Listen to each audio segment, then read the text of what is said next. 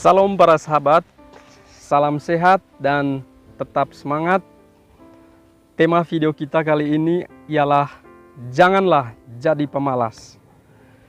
Para sahabat mungkin masih mengingat sepenggal lirik lagu dari almarhum Mbah Surip, yaitu bangun tidur, tidur lagi, bangun tidur, tidur lagi, bangun tidur lagi. Nah, sepenggal lirik lagu di atas sama persis yang tertulis dalam kitab Amsal pasal yang ke-6 ayat yang ke-9 sampai 10. Di sana dituliskan, "Hai pemalas, berapa lama lagi engkau berbaring? Sebentar-sebentar engkau tidur, sebentar-sebentar engkau mengantuk, sebentar-sebentar engkau melipatkan tangan. Lalu kemiskinan datang menghampiri kamu." Kemudian di pasal yang ke-6 di kitab Amsal ayat yang ke-6 juga, "Hai pemalas, pergilah kepada semut, perhatikanlah lakunya dan jadilah bijak. Walaupun ia tidak ada pemimpinnya, tidak ada penguasanya, tidak ada yang menjaganya, namun dia tetap semangat untuk menyediakan makanannya pada musim panas." Kemudian surat Rasul Paulus ke Tesalonika, yaitu 2 Tesalonika pasal yang ke-3 ayat yang 10. Rasul Paulus mengingatkan jemaat di sana, barang siapa yang tidak bekerja, janganlah ia makan. Kemudian surat Rasul Paulus kepada jemaat di Kolose, apabila kamu berbuat, perbuatlah dengan segenap hatimu, seperti untuk Tuhan, bukan untuk manusia. Nah, para sahabat pencinta Alkitab, kira-kira apakah maksud dari ayat-ayat firman Tuhan di atas? Untuk itu mari kita simak video ini sampai selesai. Mungkin para sahabat pernah mendengar sebuah pepatah atau peribahasa mengatakan, rajin pangkal kaya, malas pangkal miskin. Yang artinya orang rajin akan mendatangkan kemajuan dalam hidupnya, mendatangkan kesuksesan dalam hidupnya. Sementara orang yang malas akan mendatangkan penderitaan atau kemiskinan di dalam hidupnya. Itu tertulis juga dalam kitab Amsal pasal yang ke-10. Di sana dikatakan, orang yang malas mendatangkan miskin, orang yang rajin mendatangkan kekayaan. Para sahabat pencinta Alkitab, dalam Katekismus Gereja Katolik, kemalasan adalah salah satu dari 7 dosa pokok. Kenapa kemalasan disebut dosa? Yang pertama, karena kemalasan akan mendatangkan penderitaan, mendatangkan kemiskinan. Banyak orang yang hidupnya menderita selalu mengkambing hitamkan iblis, menyalahkan Tuhan, menyalahkan nasib, menyalahkan orang tua, ataupun menyalahkan orang lain. Padahal musuh yang sebenarnya adalah kemalasan yang ada dalam dirinya. Nah, para sahabat, kemalasan juga akan melumpuhkan hidup kamu. Jika kamu terus membiarkan diri kamu dalam kemalasan, maka lambat laun kamu tidak akan kreatif, tidak akan produktivitas, ataupun kamu seperti kendaraan yang parkir di depan teras rumah yang tidak pernah dipanaskan, tidak pernah dipakai sehingga lama-lama kendaraan itu menjadi karat. Begitupun diri kamu, jika kamu enggan bergerak, jika kamu tidak pernah bergerak, maka lama-lama kamu akan lumpuh, kamu akan sakit.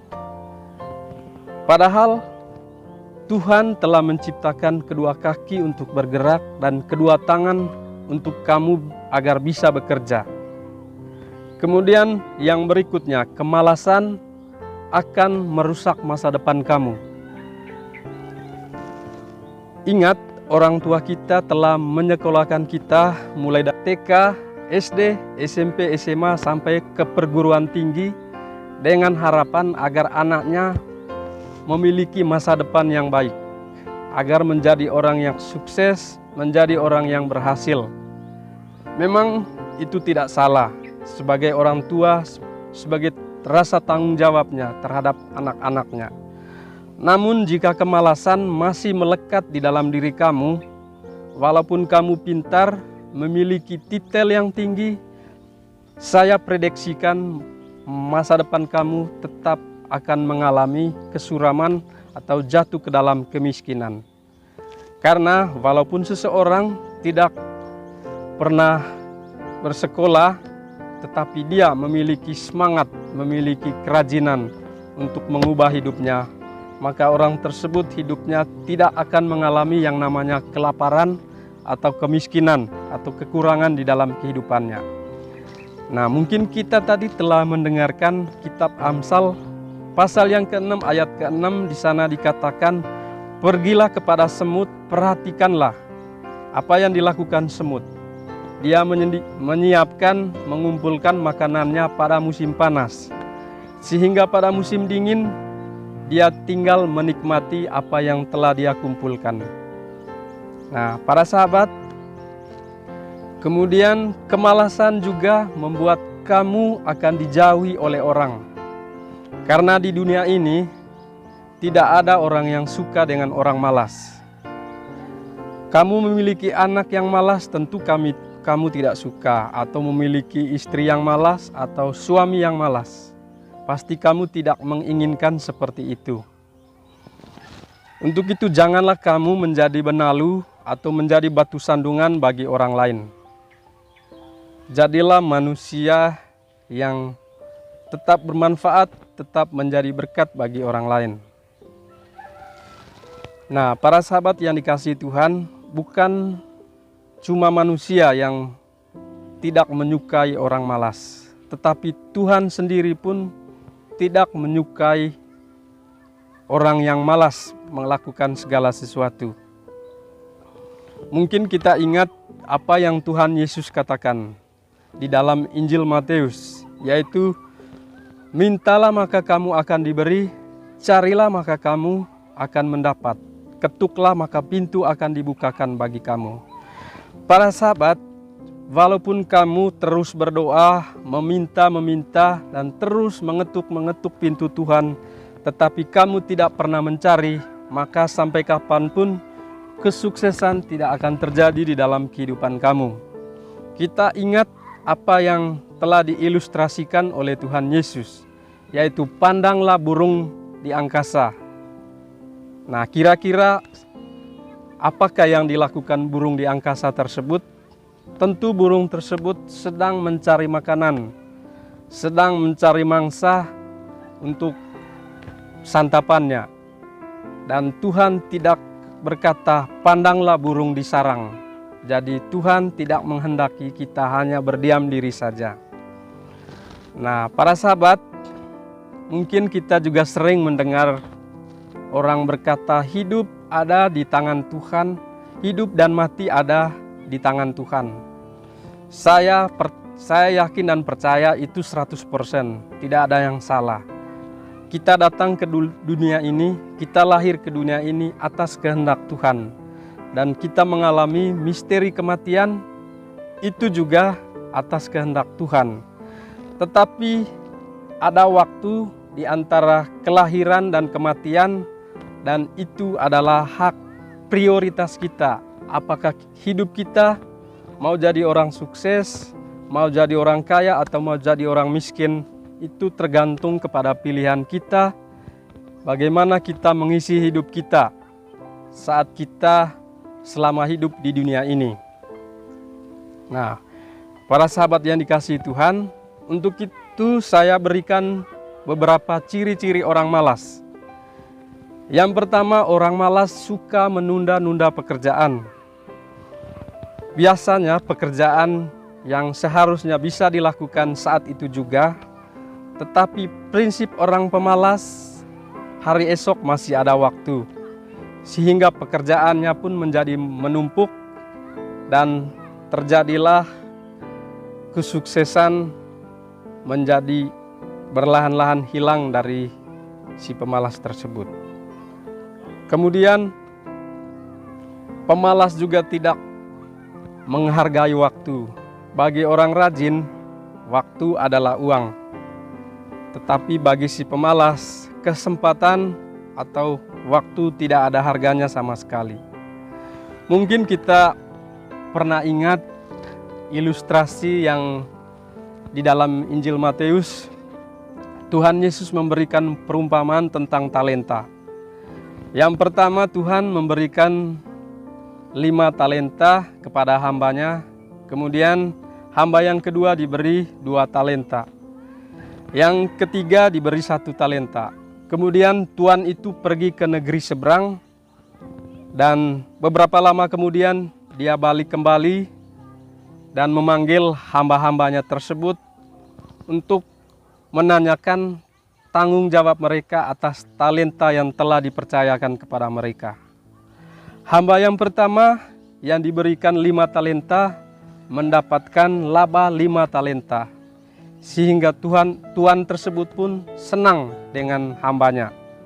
Hamba kedua kemudian dipanggil, dia mendapatkan laba 2 talenta, sehingga menjadi 4 talenta. Dan tuannya senang dan bangga terhadap hamba tersebut. Kemudian hamba yang terakhir, hamba ketiga yang diberikan 1 talenta, tidak ada perubahan dengan talentanya tersebut.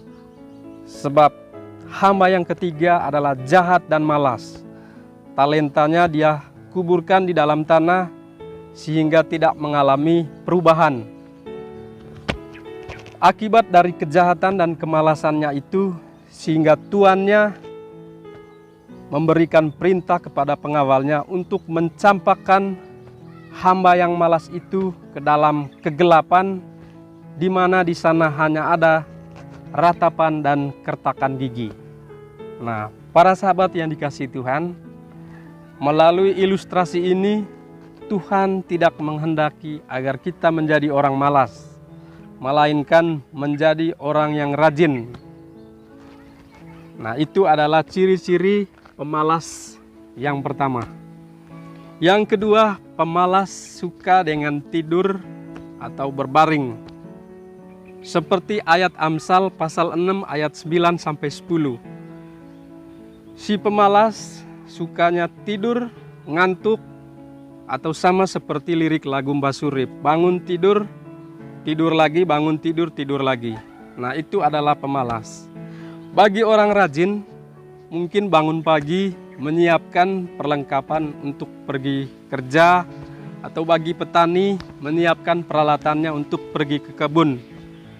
Tetapi kebiasaan bagi si pemalas, yaitu jika di zaman modern seperti saat ini, suka dengan main Facebook, main game online, ataupun berkumpul untuk bergosip, ataupun apapun yang mereka lakukan untuk mengisi waktu mereka.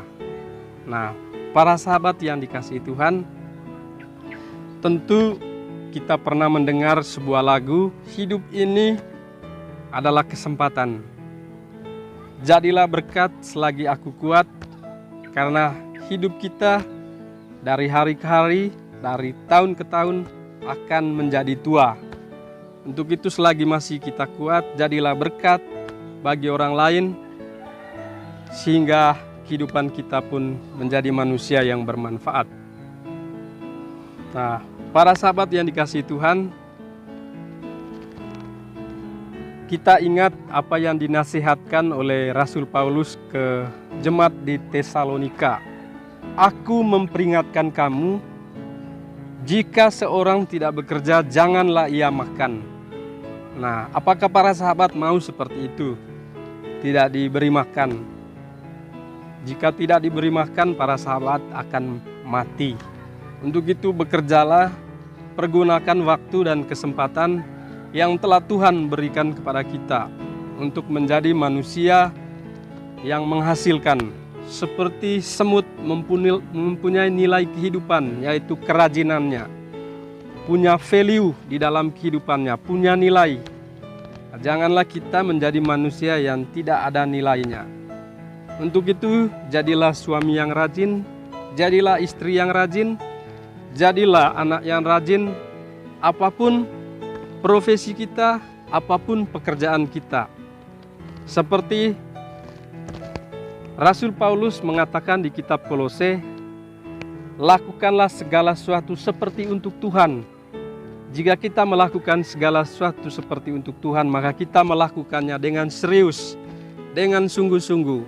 Apapun pekerjaan kita, apapun profesi kita, Tuhan akan menyempurnakannya. Segala kekurangan yang ada pada kita. Yang penting kita memiliki niat dan semangat untuk mengubah diri kita menjadi manusia yang lebih bermanfaat. Para sahabat pencinta Alkitab dimanapun berada, tentu banyak ciri-ciri yang lain yang mungkin dapat saya sampaikan, tapi sekian dulu untuk saat ini. Dari saya, salam sehat dan tetap semangat. Semoga para sahabat dimanapun berada selalu diberikan berkat oleh Tuhan, selalu diberikan kelimpahan baik berkat duniawi dan berkat surgawi, dan semoga para sahabat tetap rajin dan sukses. Salam.